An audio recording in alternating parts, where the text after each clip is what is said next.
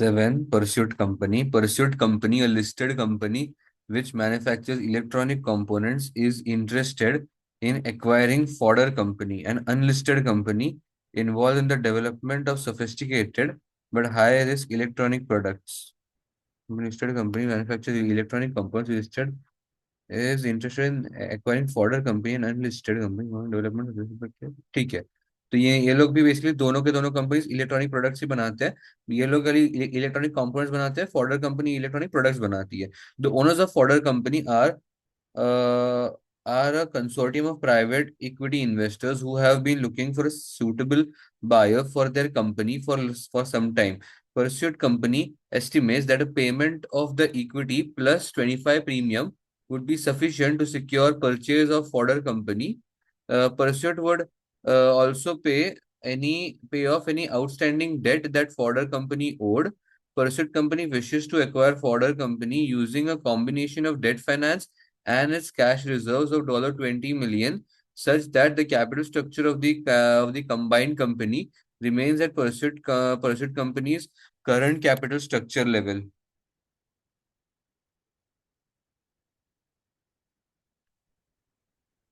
Hmm. Such that the capital structure, एक minute ना, debt and its cash reserve of 20 million, such that the capital structure of the combined company remains at Pursuit current capital structure level. Okay, तो basically हमारे capital structure में बिल्कुल भी बदलाव नहीं आना चाहिए, ऐसा ये लोग बोल रहे हैं। ठीक है। Fine, let's go ahead.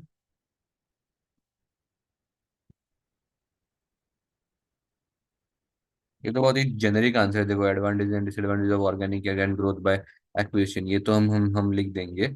पहले हम लोग ये थ्योरी के मतलब ये सम्स के ऊपर फोकस करते हैं। Prepare a report to the board of directors of Pursuit that evaluates whether the acquisition of Fodder company would be beneficial to Pursuit and its shareholders. The free cash flow to firm method should be used to estimate the values of fodder and the combined company, assuming that the combined company's capital structure stays the same as that of Pursuit company's current capital structure. Include all the relevant calculations.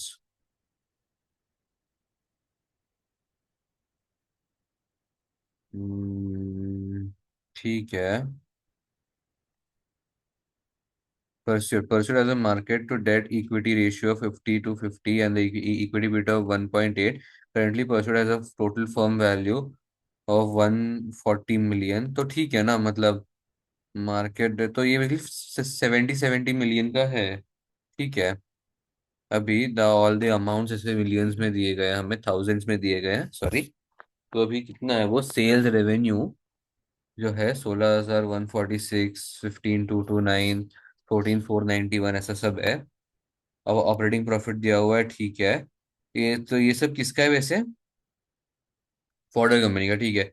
Fodder has a market debt to equity ratio of 10:90 and the estimated equity beta of 1.43, it can be assumed that its tax allowable depreciation is equitable to the amount of investment needed to maintain the current operational levels. However, fodder will require an additional investment in assets, or fodder will require an additional investment in assets 22 cents per $1 increase in sales revenue for the next 4 years.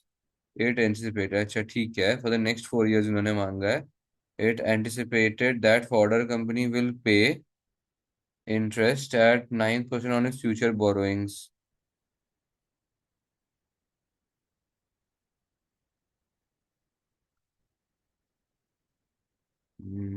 ठीक है। For the next 4 years, Fodder Company sales revenues will grow on the same average rate as of the previous years. After the forecasted 4-year period, the growth rate of its free cash flows will be half of the. एक minute, after the forecasted 4-year period, the growth rate of the free cash flows will be half the initial forecast sales revenue growth for the foreseeable future. Okay, ठीक है, समझा। Basically ये forcible future के लिए है। ठीक है। No no no no issues, ये हमारा हो जाएगा, ये हमारा फॉर्डर के लिए है, लेकिन ठीक है। तो हमें आज मुझे लगता है अगले 4 सालों के लिए निकालना है, रादर देन करंट 4 सालों के लिए, ठीक है ना। अभी नहीं, ठीक है, फॉर द नेक्स्ट 4 इयर्स तो XYZ, तो बेसिकली अभी हमें ये 31 मई 2022 के लिए बनाना है। मतलब 22 एंड ऑनवर्ड्स बनाना है फॉर फॉर्डर कंपनी। सो यहाँ पे आएगा the free cash flow to firm method should be use, ठीक है। ये कंबाइंड कंपनी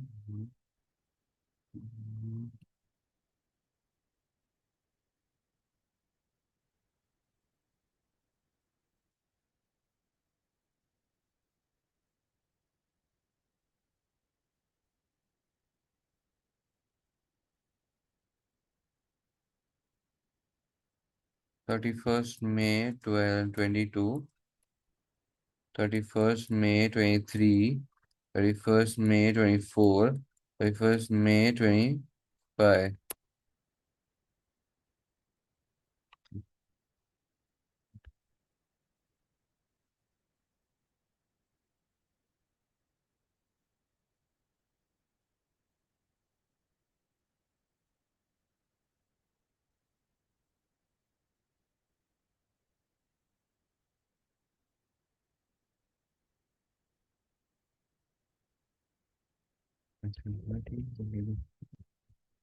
तो अभी ग्रोथ इन सेल्स रेवेन्यू, तो हम ग्रोथ इन सेल्स रेवेन्यू निकाल रहे थे, उन्होंने क्या बोला है ग्रोथ इन सेल्स रेवेन्यू कैसा है।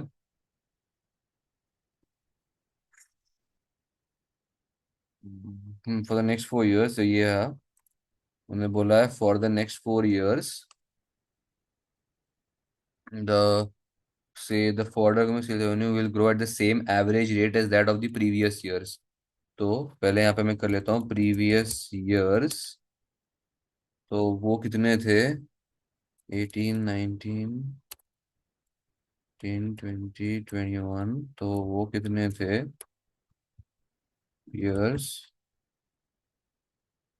सेल्स रेवेन्यू, तो वो थे 16 नहीं, 13,559, 14,491, 15,229, 16,146।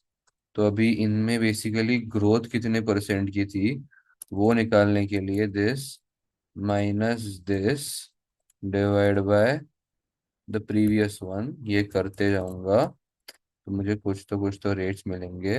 नाउ एवरेज बोला है ना उन्होंने, the same average rate as that of the previous years, some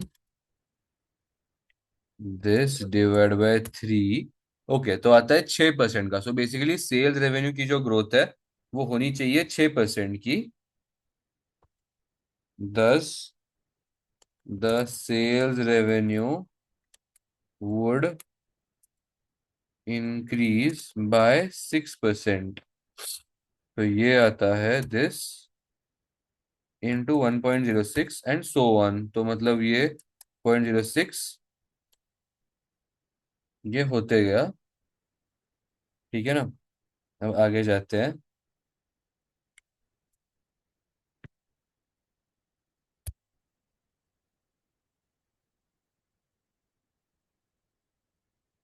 operating profit, ये मैं कैसे निकालूं अभी।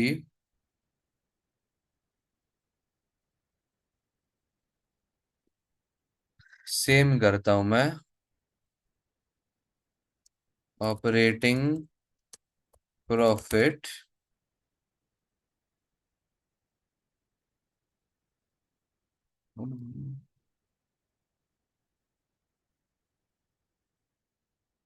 5169,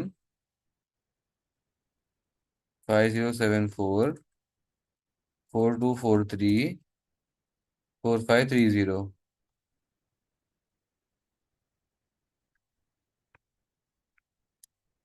ऑपरेटिंग प्रॉफिट मार्जिन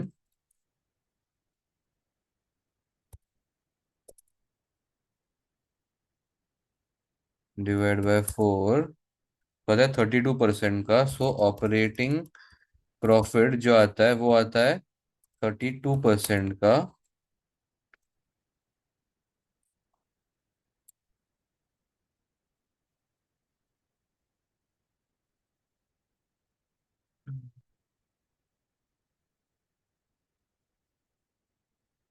मुझे कैश फ्लोज करना है।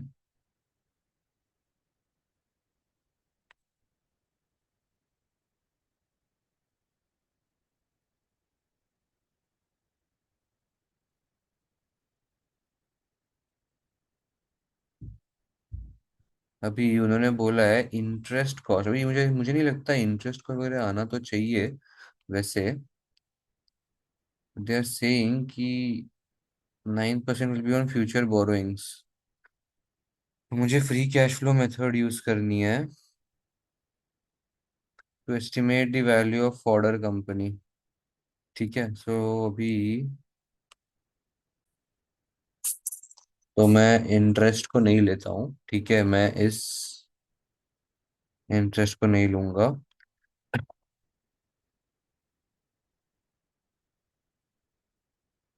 टैक्स वुड बी, नहीं पता, तो टैक्स बाद में करते हैं। उन्होंने बोला tax allowable dep, assume that the tax allowable dep is equal to the amount of investment. तो चलो इसका तो कुछ नहीं है, वो नेट इफेक्ट ही आएगा कि tax allowable dep add investment minus. However Fordor company will require additional investment in assets. हाँ, यहाँ पे कर देते हैं additional investment in assets.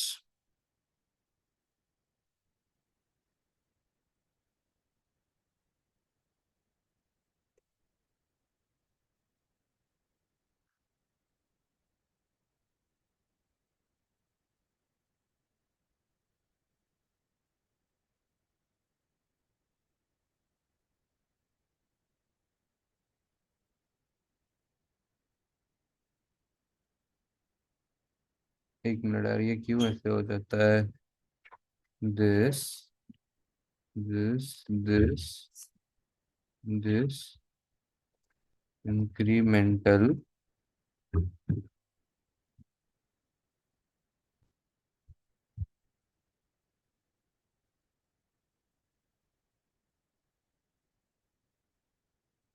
Incremental आता है दिस।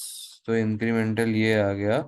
अब मेरे को इसके ऊपर 0.22 का एडिशनल इन्वेस्टमेंट, तो वो आता है दिस इंटू 0.22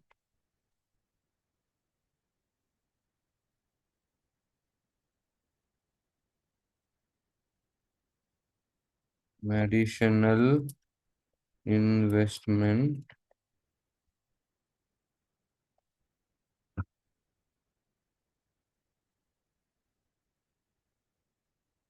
एडिशनल इन्वेस्टमेंट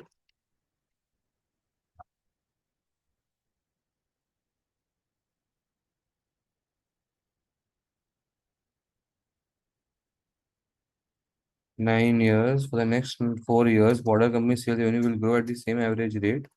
वो तो वैसे ही है, वो दैट इज जस्ट क्या बोलते हैं वो, perpetuity for the foreseeable future। Now what I am calculating is additional investment भी हो गया, इंटरेस्ट नहीं आता, टैक्स ही आएगा फिर जो आएगा वो। तो अभी टैक्स टैक्स रेट नहीं, नीचे नहीं, इधर दिया हुआ है। ये मिला मिला मिला 28%।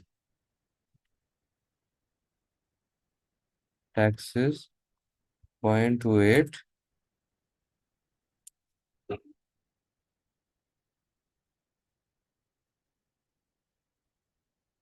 Cash flows,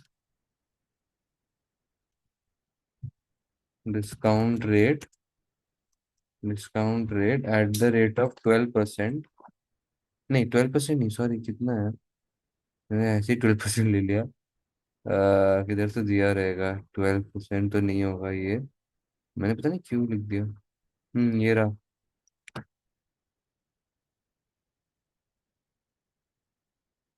so I have to calculate this क्यों, फोर्थ डिस्काउंट रेट। हाँ अब मैं समझा, वो उन्होंने केडी के लिए दिया था, वैक निकालना पड़ेगा। हम्म तो केई, पहले केई में we need to use the कैपेम।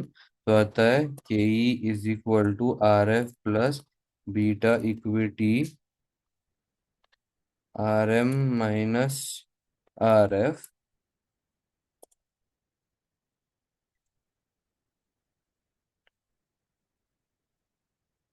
Beta equity risk premium minus R है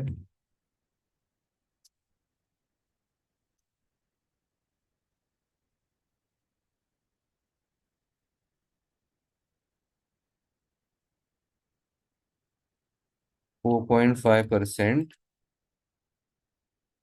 रिस्क प्रीमियम आता है 6% का। बीटा इक्विटी मुझे ऊपर कहीं तो दी हुई थी। इसकी बीटा मुझे कहीं तो दी हुई थी, नहीं ये परसिट की है, कहीं तो दी, हाँ ये रहे 1.53। Let's go.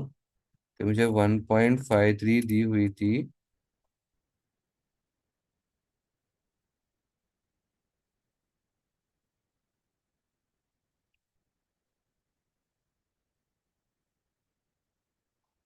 Interest on future borrowings, नहीं वो तो नहीं है, आई थिंक वही है केडी ना।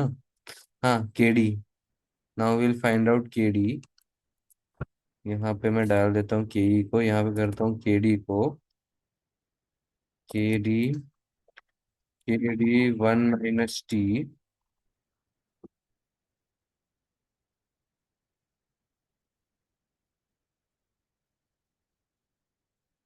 इंटू 0.72।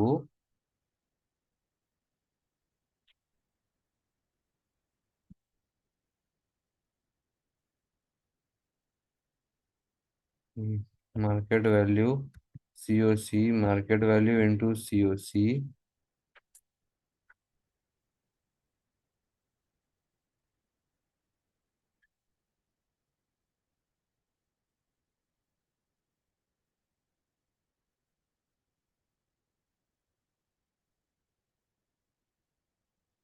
#90 #10।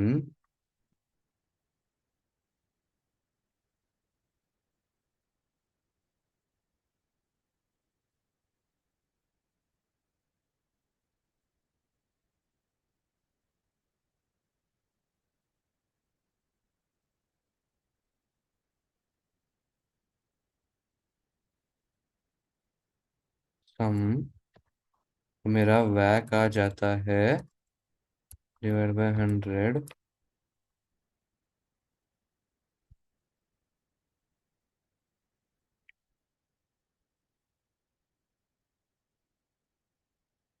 तो रहता है 13% का एक्चुअली। ठीक है ना, अभी मैं 13% का discount rate 0.885, 0.783,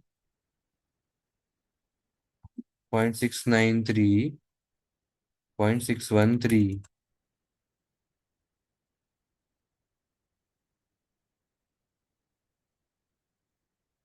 present values NPV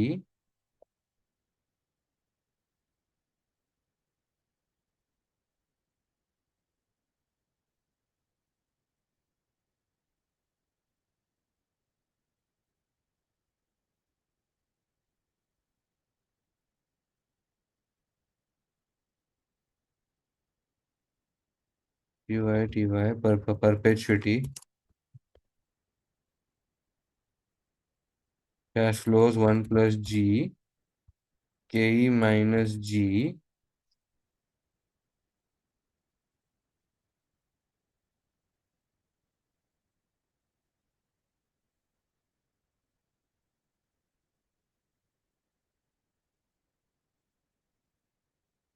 देखो इन्होंने क्या बोला, after the forecast for a period the growth rate of the free cash flows will be half of the initial forecast sales revenue growth rate for the foreseeable future.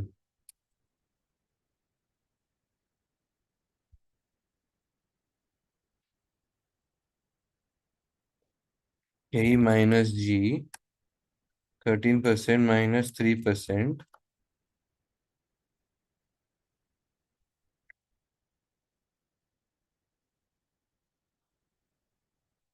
Valuation. तो मेरे को ये total valuation मिल जाए, नहीं मिली है, नहीं मिली है मुझे ये टोटल वैल्यूएशन, नहीं मिली है। मैं ये गलती नहीं करूंगा फिर से, मुझे प्रेजेंट वैल्यू पे लेके आना है इस चीज को।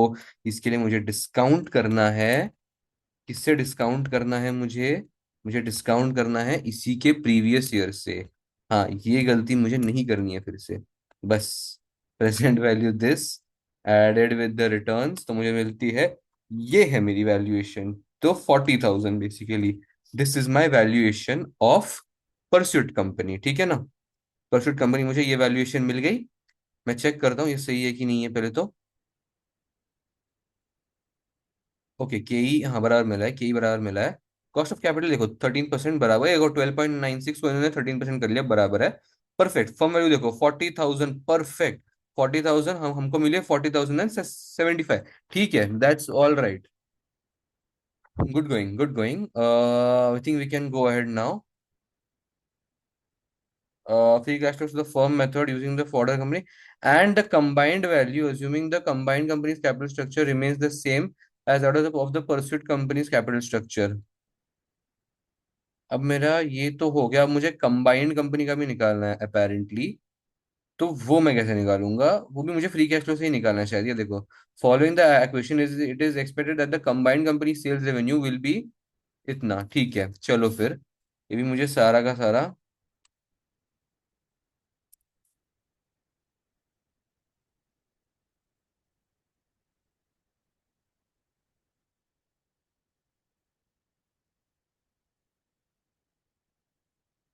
Appendix 2, 5195252।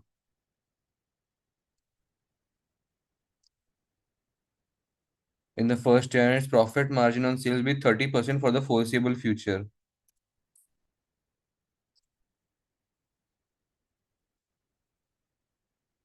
After the first year, the growth rate in sales revenue will be 5.8 for for the following 3 years into 1.058.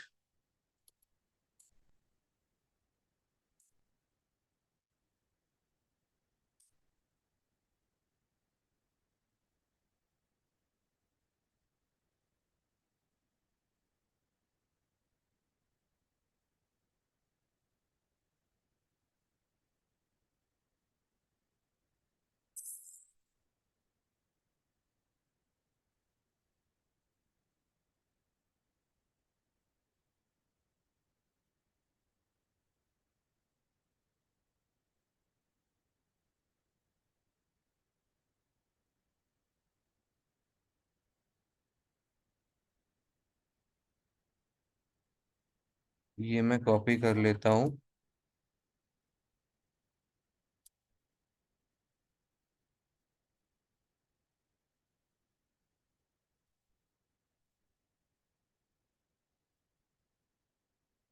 For the estimate value of the combined company, ठीक है ना। तो ये कंबाइंड कंपनी के लिए है। अभी हमको इसके बाद what do we have to do? Tax तो देखो सेम है तो वो चलेगा।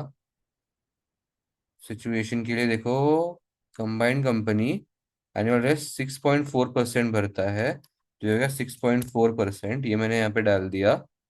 अच्छा, वैसे कैपिटल स्ट्रक्चर सेम रहने वाला है ना? कैपिटल स्ट्रक्चर कितना रहने वाला है मुझे वो मैं भूल गया हूँ। उन्होंने कहीं तो बोला था कि कंबाइंड कंपनी का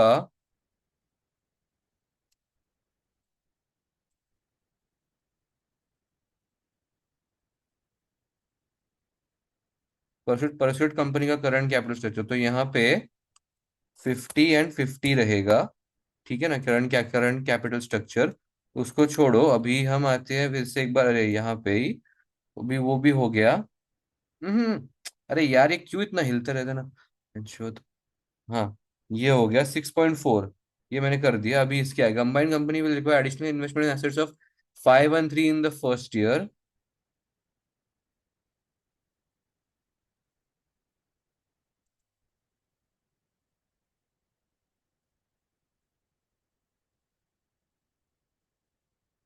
the assets of combined company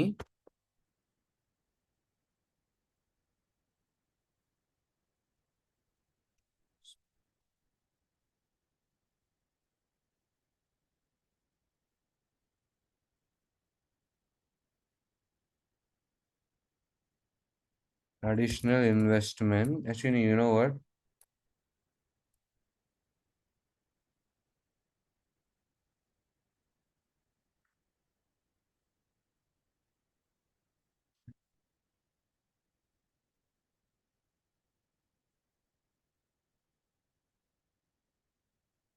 513 आ रहा है ना पहले साल के लिए, उसके बाद 18 सेंट्स पर $1 in increase in sales revenue for the next 3 years. तो पहले साल का तो चलो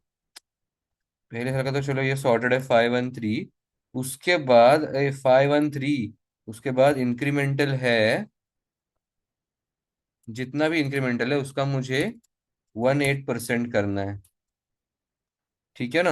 और मैंने इंक्रीमेंटल यही डाले हुए हैं ना सारे, हाँ। तो ये मुझे एडिशनल इन्वेस्टमेंट कितने का करना है, ठीक है ना। ऊपर भी मैंने नेगेटिव में किया था ना, ऊपर तो बराबर ही आया था, तो वो ठीक है।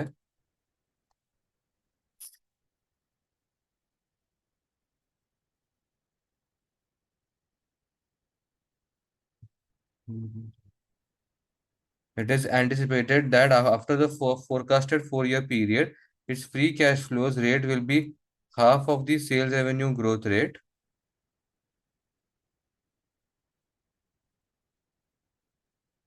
1.29.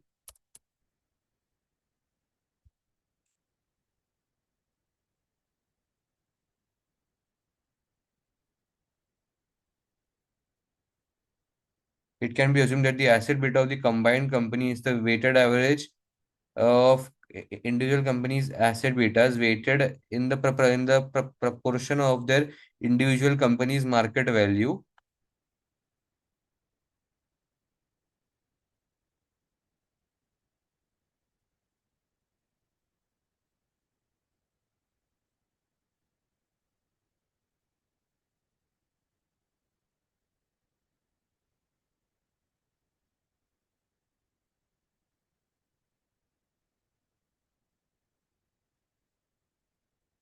Asset beta.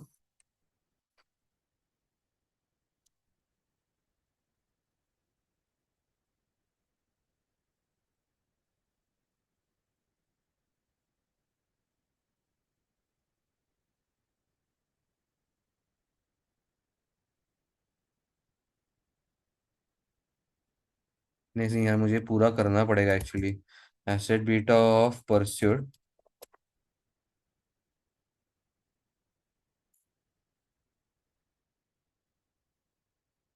Asset beta is beta equity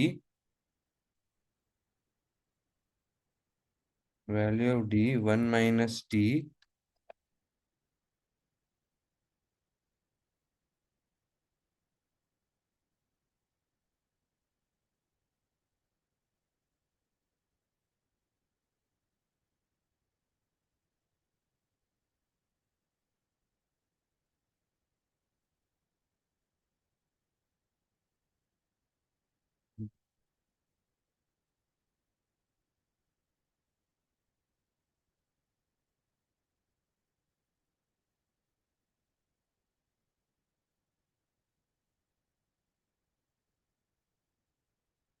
value of equity divide by bracket open value of equity value of debt 1 - T. तो ये मुझे डायरेक्टली मेरा मतलब बीटा एसेट दे देता है। देखो मैंने सिर्फ ये फॉर्मूला लगाया और मेरे को ये बीटा एसेट मिल गया। ठीक है ना। अब मेरे को ये सेम टू सेम चीज करनी पड़ेगी beta asset beta of Fodder company के लिए, क्योंकि मेरे को एलसी बेसिकली अभी कंबाइंड इक्विटी बीटा चाहिए मेरे को। अब समझा ये लोग ऐसा क्यों बोले, बिकॉज अपने को कंबाइंड इक्विटी बीटा निकालना है। एक बार हमको कंबाइंड इक्विटी बीटा मिल गया ना, उसके बाद हमको बेसिकली वो केई में डाल के हमारा नया कॉस्ट ऑफ कैपिटल निकालना है। तो ये बहुत मगजमारी का काम है, ठीक है ना। अभी हमको इस कंबाइंड कंपनी एसेट बीटा, अभी हमको कंबाइंड कंपनी का एसेट बीटा निकालना है इन द प्रपोर्शन। देखो अभी asset beta then market value, and then आता है market value into asset beta. तो ये आता है asset beta into market value, ये सम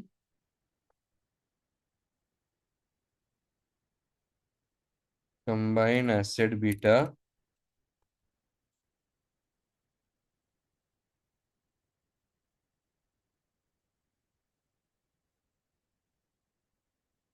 अभी यहाँ पे मैं करता हूँ परस्यूट का, यहाँ मैं करता हूँ फॉर्डर का।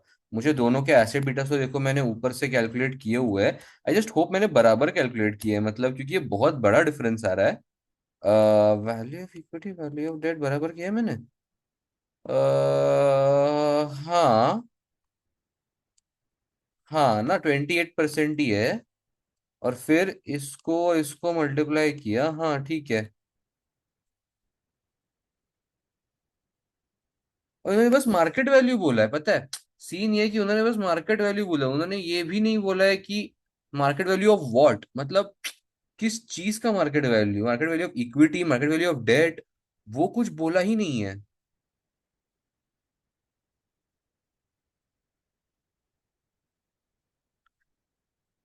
आई एम अज्यूमिंग इक्विटी बिकॉज हम, मतलब ये इक्विटी के लिए कर रहे हैं, सो आई फील ये इक्विटी के लिए ही होगा।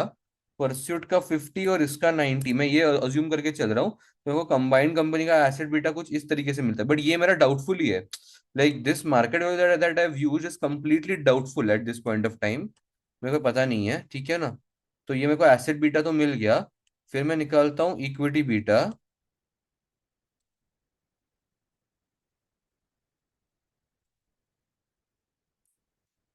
Equity beta of combined company.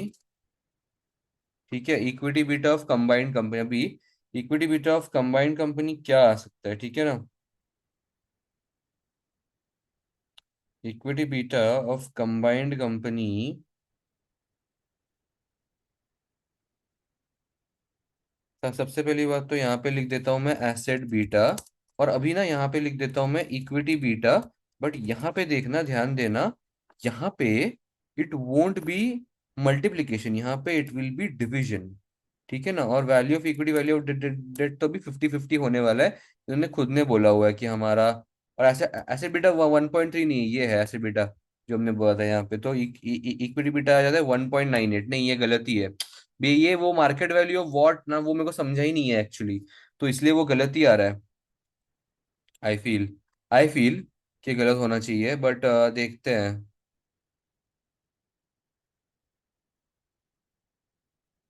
ये 1.98 जितना बड़ा तो नहीं होगा यार, figure come on, I mean ये एसिड बीटा डिवाइड बाय, हाँ मैंने ये तो बराबर किया है मैंने। नहीं यार, ये थोड़ा गलती हो गया है ये एक्चुअली। डिस्काउंट रेट, एक minute, discount rate for combined company. अभी देखो मैंने यहाँ पे बाकी सब चीजें सेम ही है, बस यहाँ पे बीटा इक्विटी की जगह पे ये वाली वैल्यू आ जाएगी 1.98। तो मेरे को के ई 16.4 मिलता है, मेरे को कंबाइन, ये देखो मुझे मिलता है 11.51%। अब ये मैं, वैसे मैं यूज तो कर सकता हूँ और मेरे को बहुत डर लग रहा है यार, ये मेरा अभी आंसर, मतलब पता नहीं, 1 divide by bracket open 1 plus, ये मैं कर देता हूँ ताकि बेसिकली मेरे को जो है लिंक ना गलत जाए मेरी, इसके लिए एक मिनट। ऐसे नहीं है, this divide by bracket open 1 plus this, and then मैं इस चीज को कॉपी कर लेता हूँ। अरे अरे, रुक जा रुक जा रुक जा, पूरे प्रॉपर इस चीज को इस कॉपी। ठीक है चलो, ये मेरा हो गया। देन इसको पेस्ट, इसको पेस्ट, रिटर्न्स आ गया इतना, कंबाइंड कंपनी कैश फ्लो ये सब मैंने लिंक दिया हुआ है। केई का बस यहाँ पे लिंक जो है वो बदल जाएगा, वो आएगा 10.51% -2.9%। चलो मेरी वैल्यूशन आती है 1,51,000 की, देखते हैं कैसे गलत हुआ है ये, क्योंकि गलत तो हुआ है भाई ये।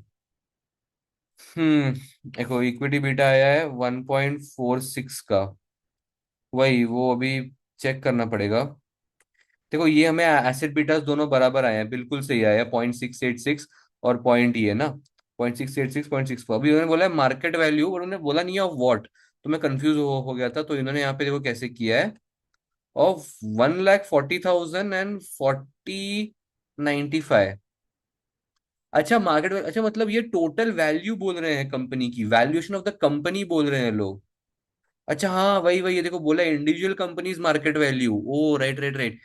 इन दोनों कंपनीज की बेसिकली वैल्यूएशन क्या है, वो उन्होंने बोला है। अब मेरे ये कंपनी की परस्यूट कंपनी के देखोगे देखोगे तो ऊपर मुझे वैल्यूएशन दी हुई है। कहाँ गया, कहाँ गई वो, शिट। हाँ ये देखो 1,40,000,000 मुझे दी हुई है कंपनी की वैल्यूएशन, 140। मिलियन, एक्चुअली 140, 123 ऐसे डाल देता हूँ क्योंकि ऊपर मैंने, और ये देखो मेरी ये वाली कंपनी की वैल्यूएशन कौन है ये, फॉर्डर कंपनी की वैल्यूएशन ये रही। तो फिर मुझे एसेट बीटा कुछ और मिलता है एंड देन मुझे इक्विटी बीटा कुछ और मिलता है। एंड देन क्योंकि मैंने सब लिंक दिया हुआ है तो देखो ऑटोमेटिकली वो लिंक से सारे करेक्शंस होते गए होंगे। And eventually we land at 1,91,000। क्या ये गलत है? वो एक मिनट, प्रेजेंट वैल्यू, हाँ बराबर। तो एक्चुअली मैं यहाँ पे 9 भी ले सकता था वैसे, बट अभी वहाँ पे मैंने लिंक ऐसी दी हुई तो मे बी इट विल, मतलब वो थोड़ा बहुत तो ऐसा डिफर करेगा ही, है ना। तो ये देखो यहाँ पे 1,89,000 आ गया क्योंकि मुझे यहाँ पे बेसिकली यहाँ पे मुझे एवरेज मतलब ये अप्रोक्स लेना चाहिए था 9% अप्रोक्स। ऐसा मैं ले लेता हूँ, ठीक है। अगर मैं 9% अप्रोक्स ले लेता हूँ तो मुझे यहाँ पे थोड़े से बदलाव करने पड़ेंगे। 9% अप्रोक्स लेने के बाद 0.917, 0.917,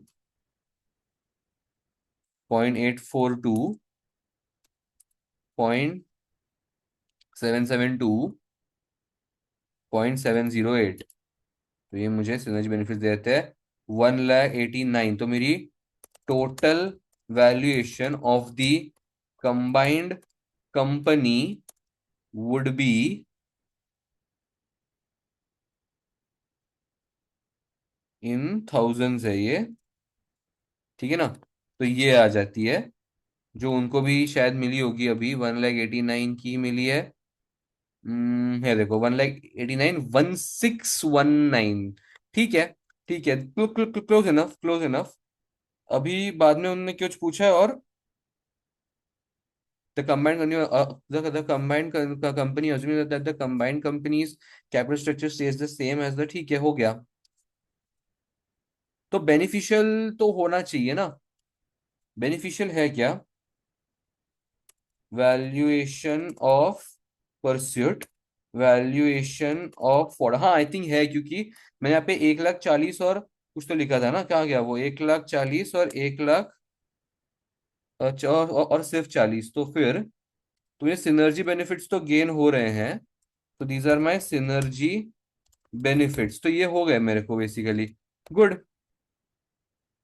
सो दिस इज गुड, वैल्यूएशन है मतलब इसमें मेरा वैल्यू बन रहा है। सो मैं इसमें इन्वेस्ट करूंगा अभी। Discuss the limitations of the estimated valuations in part 1 above. Discuss the limitations in the valuation of the part 1 above. Okay.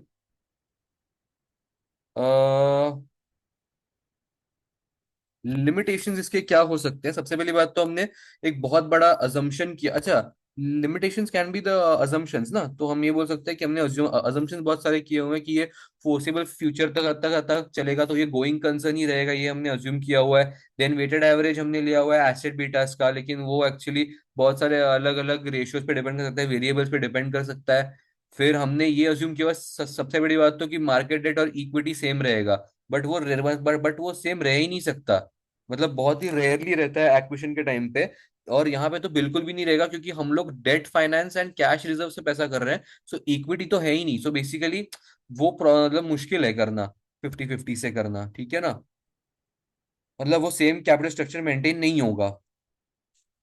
अब आगे हमने टैक्स स्लैब भी हमने एक ही अज्यूम किया हुआ है 28%, लेकिन वो एक्चुअली प्रॉपर मतलब वो स्लैब रेट्स हो सकते हैं उसके अलग अलग, है ना, ये हम बोल सकते हैं। देन ऑन व्हाट बेसिस हमने सेल्स रेवेन्यू अज्यूम किया हुआ है कि 5,192 होगा ही होगा। Then profit margin 30% is just a figure, मतलब वो मार्जिन मेंटेन होगा कि नहीं होगा वो अलग अलग वेरिएबल्स पे डिपेंड करेगा, ये भी हम बोल सकते हैं, ठीक है। ये एक्चुअली एक मतलब वो रिपोर्ट ही बनानी है ना। हाँ, तो ये मैं अजम्पशंस में भी डाल सकता हूँ पार्ट्स ये सारे। और कहीं और कुछ है क्या ये? Estimate the amount of debt finance needed in addition to the cash reserves to acquire further and concludes whether pursued company's current capital structure can be maintained. Hmm, okay. देखो मुझे फॉर्डर कंपनी को currently देने हैं 40,075, बराबर है।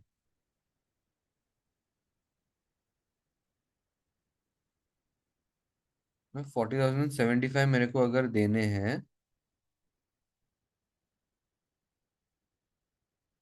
मैंने अब तक ये वैसे पढ़ा नहीं है, ठीक है ना। पहली बात तो वो मेंटेन नहीं हो सकता, मुझे नहीं लगता कि वो मेंटेन हो सकता है। बहुत रेयर होता है मेंटेन होना, और ये रेयर मतलब नहीं हो सकता मेंटेन। सेकेंडली उसमें थोड़ा सा तो फर्क है, लाइक वो 95 वगैरह पड़ा तो है, बराबर है ना। सो आई डोंट फील दिस, मतलब वो ये मेंटेन होगा। चेक कर सकते हैं क्या, इतना थोड़ा चेक कर लेते हैं पहले। ये तो ऐसे इधर ही खत्म कर दिया इन्होंने। एक मिनट कुछ और है क्या नीचे? What was this? ये 52,000 वगैरह क्या था? प्रीमियम रिक्वायर्ड फॉर ऑर्डर, नहीं वो ठीक है, वो सब ठीक है। नेट बेनिफिट टू परस्यूट, हाँ ये सब तो निकालने बोला भी नहीं था एक्चुअली। ठीक है, कोई बात नहीं। Report by an accountant, calculation estimates estimations from part one are being given in appendix, वो सब दिया हुआ है। सिनर्जी बेनिफिट्स कितने के हो रहे हैं वो सब दिया हुआ है, ठीक है जाने दो। आगे लिमिटेशंस, हाँ ये देखो आ गए हम वो लिमिटेशंस पे। the limitations of the estimate stem from the fact that although model used theoretically sound, it is difficult to apply in practice for the following reasons। कुछ reasons की वजह से इसको हम theoretically apply नहीं कर सकते। अब वो reasons क्या है? The calculation in part one are based on number of assumptions such as growth rate, बराबर ये हमने समझ, ये सब हमने बोल दिए। टैक्स स्लैब रेट्स मतलब वो डिस्काउंट रेट, ये सब परफेक्ट बोले। It is difficult for Pursuit to assess the variables of the combined company any degree of accuracy, बराबर। अगेन पॉसिबल, ये देखो no information is provided about the pre acquisition and post acquisition cost, although it may be possible to estimate that the beta equity of the pursuit being the listed company to a very high level of accuracy. Estimating further company's equity beta may be more problematic because it is a private company. Given the above, given the above, given the above, it is probably more accurate to present a range of possible values for the combined company depending on different scenarios and the likelihood of their occurrence before any decision is made. ठीक है, I think we are good here. ठीक है, हमने हमने assumptions के बारे में मैं मतलब बोला हुआ था। So I think we are good here, ठीक है ना। आगे बढ़ते हैं। द करंट, अभी ये इन्होंने बोला है कि क्या हमारी सिनर्जी मेंटेन होगी कि नहीं होगी, बेसिकली ये लोग बोलना चाहते हैं। द सॉरी, हमारी हमारा कैपिटल स्ट्रक्चर मेंटेन होगा कि नहीं होगा ये बोलना चाहते हैं। The current value of pursuit is 1 crore 40 lakhs, नहीं 14 crores of the market value of equity of debt, ठीक है। The value of the combined company before paying for the company shareholders is इतना 18 crore 91 lakhs, and if the capital structure is maintained, the market values of debt and equity will be 9। ओ ये काफी अच्छे मतलब वो तरीके से उन्होंने निकाला है कि ये 94 लाख 50, मतलब ये 9 crore 45 lakhs पे मेंटेन होना चाहिए, बिकॉज बेसिकली इसका आधा होना चाहिए ना। अगर हम लोग बोल रहे हैं कैपिटल स्ट्रक्चर 50-50 मेंटेन करना है तो this is an increase in the approximate 2 crore 45 lakhs। Okay, the amount payable for Forder company's debt obligations to the share holders including a premium is approximately, अच्छा प्रीमियम भी हम लोग को देना था क्या? ये इन्होंने कहाँ बोला था प्रीमियम का, मैंने ये नहीं पढ़ा।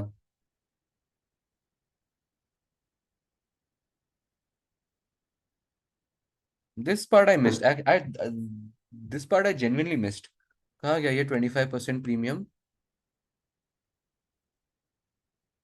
हाँ बोला है देखो, Pursuit estimate that the payment of the equity value plus 25% premium would be sufficient to secure purchase. Okay, तो ये लोग ने बेसिकली बोला है कि इन लोग को प्रीमियम भी चाहिए, तो बिल्कुल भी मेंटेन नहीं हो पाएगा, बिकॉज अगर हम लोग इन लोग को 40 million ऐसे दे रहे हैं, ठीक है कहाँ गया वो, हाँ ये रहा, इसके ऊपर 25% premium, so basically this into this, तो हम लोग को इन लोग को देना पड़ेगा 50,093। सो ये और हम लोग इतना नहीं दे पाएंगे। अभी यहाँ पे इन लोग को 49,116 आ रहा है because obviously they have done, मतलब वो एक राउंड ऑफ का इश्यूज वगैरह वगैरह अलग अलग हो सकते हैं, विच इज फाइन, ठीक है ना। But if 24 lakh 50 sorry 2 crores 45 lakh 84,500 is paid extra debt capacity and 2 crores using cash reserves, an additional amount of approximately 45 lakhs 32,000 will need to be raised. Hence, if only debt finance and cash reserves are used, capital structure cannot be maintained. Absolutely correct, because तुम अगर देखोगे हमारे पास cash reserve जो थे वो सिर्फ 20 million के ही थे। कैश रिजर्व 20 मिलियन के थे एक्चुअली। मेरे को पता है पहले क्या लगा कि हमारे पास debt finance and cash reserve 20 million के है। बट ऐसा नहीं है, सिर्फ कैश रिजर्व 20 मिलियन के है। तो अगर हम सिर्फ कैश रिजर्व 20 मिलियन के साथ भी अगर गए ना, तो भी हम लोग को फिर बाद में 30,000 एक्स्ट्रा देने पड़ रहे हैं। तो इन्होंने ऐसे स्प्लिट करके बताया है कि 50,000 को हमें 25,000 ऐसे, 25,000 ऐसे करके दे, मतलब वो देना पड़ेगा 25,000, और इनको आया 24,580, जो भी। ठीक है ना। So but over and all this cannot be maintain, because 20,000 ही सिर्फ कैश है। अगर 25,000 कैश होती तो शायद हम मेंटेन कर सकते थे। Then it was still possible to talk about. आगे बढ़ते हैं।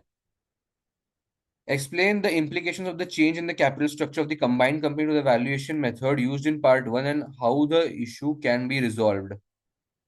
Implication of the change in the capital structure of the combined company to the valuation method. See, ये जो है ना वैल्यूएशन, मुझे लगता है they are saying about the asset beta thing. Now, explain the implications of a change in the capital structure of the combined company to valuation method. See when you are valuing this ना, हम लोग एक बहुत ही खराब assumption रख के चलें कि कैपिटल स्ट्रक्चर मेंटेन होगा, लेकिन वो मेंटेन नहीं होने वाला है। So the eventual valuation is harmed because we are once we are valuing on this basis ना, कि मतलब 50-50 मेंटेन होगा, तुम देखोगे तो हमारा एसेट भी, तो हमारा value of equity and value of debt is split equally. So because of which our equity beta is harmed, and once our equity beta is harmed, our obviously cost of equity and then so on the WACC is getting harmed. तो ये हम बोल सकते हैं। But ये मतलब I don't know, ये string theory की तरह बताना है कि कैसे बताना है, वो एक बार जान लेते हैं। If Pursuit aims to acquire fodder using debt finance and cash reserves, the capital structure of the combined company will change. It will also change if they adopt the CFO's recommendation and acquire only using the debt finance. Both these options will cause the cost of capital of the combined company to change. This in turn will cause the value of the company to change. This will cause the proportion of market value to equity and market value of debt to change, and thus the cost of, बराबर perfect. तो जैसा मैंने बोला कि वो string theory की तरह बताना है कि एक के बाद एक एक, मतलब बेसिकली वो एक, मतलब वो तरीके का क्या बोलते हैं, वो जेंगा इफेक्ट है कि एक गिरा तो फिर सारे ही वो गिरते जा रहे हैं, या एक फ्लॉ मिला तो वो फ्लॉ कंटिन्यू होते होते होते होते जा रहा है ऐसा। Therefore the changes in the market value of the company and the cost of capital are interrelated. ठीक है ना। अब आगे बढ़ते हैं। To to resolve this problem and iterative procedure needs to be adopted where the beta and the cost of capital are recalculate exactly। तो यहाँ पे मैंने सिर्फ प्रॉब्लम्स बताए, बट दे हैव सेड रिकैल्कुलेशन करना पड़ेगा। रिकैल्कुलेशन कैसे? हमें बीटा एसेट हमारे जो ये लोग ना, ये देखो ये वाला ही बात कर रहे हैं कि हमने कहा गया वो, हाँ हमने जो मार्केट वैल्यू के स्प्लिट की तरह बताया इसको, ये सही नहीं है बेसिकली, ऐसा ही बोलना चाहते हैं, right. So that's what we are also saying कि हम लोग को इसको एक सही प्रपोर्शन में सबसे पहले स्प्लिट करना पड़ेगा। एक बार ये स्प्लिट हो गया, फिर हमें हमें रिवैल्यूएशन करना है, इक्विटी बीटा लेके आना है, इक्विटी बीटा से फिर से बेसिकली हमको ये वैक वैक सब कैलकुलेट करना है ऐसा। टू देखो मैं एक बार पढ़ता हूँ ये। To resolve this problem, an iterative procedure needs to be adopted where the beta and the cost of capital are recalculated to take account of the changes in the capital structure, and then the companies is revalued. This procedure is repeated until the assumed capital structure is closely aligned to the capital structure that has been recalculated. The procedure is repeated until assumed capital structure is closely aligned to the capital structure that has been recalculated। ठीक है। this process is normally done using spreadsheet package। अच्छा अब ये सब तो बकचोदी है, ठीक है। लेकिन हाँ बस मतलब यही है कि कैपिटल स्ट्रक्चर को हम लोग मतलब वो रिपीटेडली चेंज भी कर सकते हैं as per as what we want, कि हम क्या अज्यूम करके चल रहे हैं, मतलब प्रैक्टिकल अजम्पशन एंड नॉट कि 50-50 मतलब वो रखेंगे हम लोग ऐसा। ठीक है। आगे, assess whether the CFO's recommendation would provide a suitable defense against a bid from SGF company, and would it be a viable option for Pursuit company. There have been a rumors for a potential bid by SGF company to acquire Pursuit company. Some financial press reports have suggested that this is because Pursuit Company's share price has fallen recently. SGF Company is in a smaller line of business as Pursuit Company, and until a couple of years ago, SGF Company was a smaller company. However, a successful performance has resulted in the share price rising, and SGF is now the large company. The rumors of SGF Company's interest have raised doubts about Pursuit Company's ability to acquire fodder company, although SGF Company has made no formal bid yet. Pursuit Company's board is keen to reduce the possibility of such a bid. CFO has suggested that the most effective way to reduce the possibility of a takeover would be to distribute the dollar 20 million in its cash reserve to its shareholders in the form of special dividend. Fodder company would then be purchased using debt finance. Okay. He conceded that this would increase Pursuit company's gearing level, but suggested it may increase the company's share price and make Pursuit less appealing to CGF. देखो सबसे पहली बात तो ना what the CFO has suggested is a method or as a defense strategy is the sale of crown jewels. The sale of ground jewels is a procedure wherein company uses all its cash reserves or sells its assets in order to generate cash and then basically वो अपने एक asset को बेचना चालू कर देते हैं या अभी यहाँ पे इस केस में वो कैश है. So now they are trying to finish off the cash by providing a special dividend to its shareholders.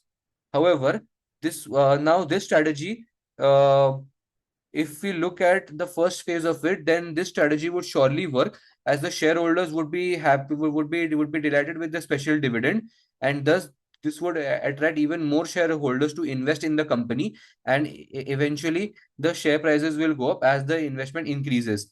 However, once the shareholders have invested in the company and the share prices starts to increase, company would gain cash reserves, even more cash reserves, and uh, and then it needs to fulfill and then it needs to utilize this cash reserves in some or the other projects. So in some or the other projects, um, otherwise having cash reserves would make it an attractive target. So company is basically back in the same position. However, so might also be the case that once the cash reserves have been distributed to the shareholders, the shareholders' expectations in the upcoming years for the same rate of dividend would increase. And if in the future shareholders do not get that amount of dividend, then they would eventually remove their shares and leave the company. ये बोल सकते हैं और क्या हो सकता है. So might also be the case that shareholders might feel that company is मतलब वो distributing all this 20 million in cash as special मतलब वो dividend because they do not have any worthy projects to invest in, then thus they lack future growth potential. ये हम बोल सकते हैं. तो बहुत सारे points है actually. तो this might actually be a bad thing. मतलब वो टेक ओवर बिड उल्टा पड़ जाएगा. पढ़ते हैं इन्होंने क्या बोला है. CFO's suggestion appears to be मतलब वो disposal of crown jewels without the cash reserves. Pursuit company may become less valuable to CGF. Also, the reason for the depressed share price may be because Pursuit company shareholders do not agree with the policy to retain large cash reserves. Therefore, returning the cash reserves to the shareholders may lead to an increase in the share price and make a bid from SGF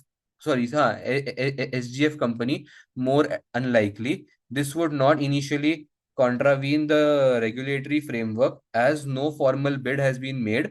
However, Pursuit company must investigate further whether the reason for possible bid from SGF company might be to gain access to a large amount of cash, or it might have other reasons. Pursuit company should also try to establish whether remitting the cash to shareholders would be viewed positively by them. बराबर. Whether this is a viable option for Pursuit depends on the bid by fodder company. In part 3 it was established that more than expected debt finance would be needed.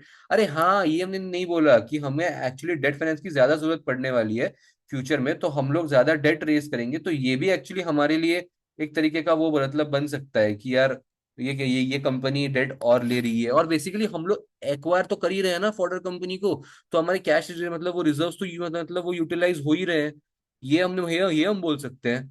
And if this was all raised by debt finance, then a significant proportion of the value of the combined company would be debt finance. The increased gearing may have significant implications on Pursuit Company's future investment plans and may result in increased restrictive covenants. Ultimately, gearing might have to increase to such a level that this method of financing might not be possible. Pursued company should investigate the full implications further and assess whether the acquisitions is worthwhile given the marginal value it provides for the shareholders. ठीक है, अभी appendix वगैरह तो सब कुछ ठीक है, वो जाने दो।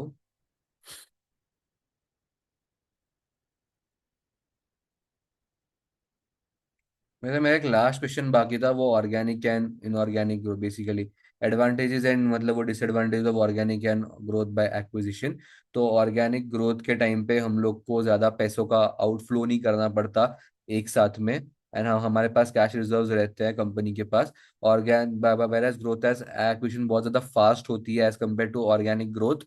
ग्रोथ बाय एक्विजिशन में अगर हमारे टारगेट कंपनी ने जिसको हम लोग एक्वायर करने वाले हैं कुछ हिडन लायबिलिटीज वगैरह अगर वो रखे होंगे तो वो हम लोग अभी एक्वायर कर मतलब वो हो जाएंगे, तो हमें हिडन मतलब वो लायबिलिटीज का प्रेशर आ जाएगा।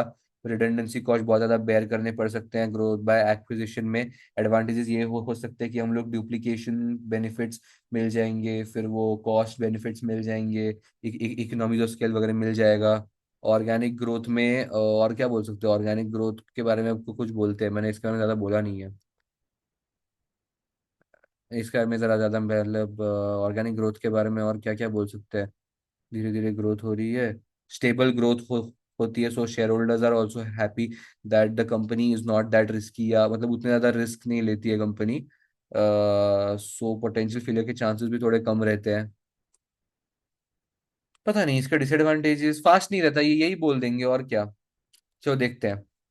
Permits an organization to carefully plan its strategic growth in line with the specified objectives.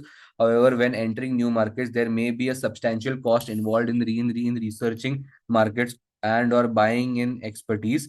Lead times in establishing production facilities are relatively long in comparison with the growth by acquisition. Lead times in establishing production facilities. Okay, ठीक है.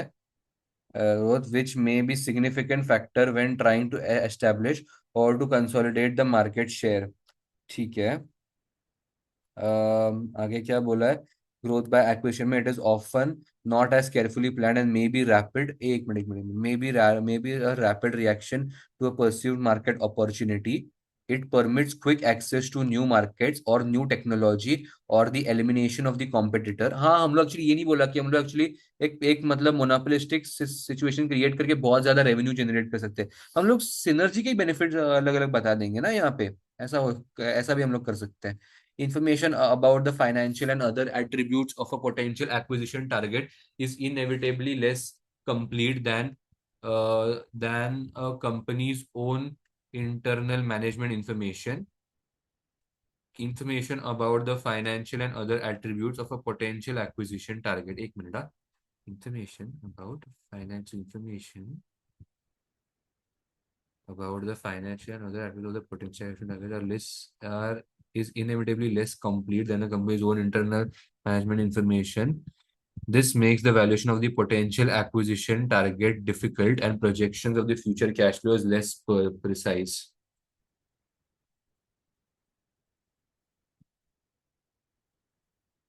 ओ basically ये information asymmetry का point है, okay. भाई ये मेरे को बहुत सही पॉइंट है यार, एक्चुअली ये बहुत सही पॉइंट है, रुक जाओ। इंफॉर्मेशन एसिमेट्री,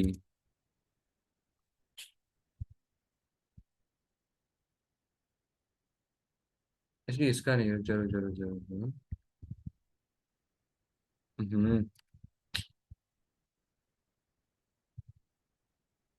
ये हम्म information about the information asymmetry inevitably less complete than the company's own internal management, चलो ये हो गया। अब आगे, this makes the valuation of the potential acquisition target difficult and the projections of the future cash flows less precise.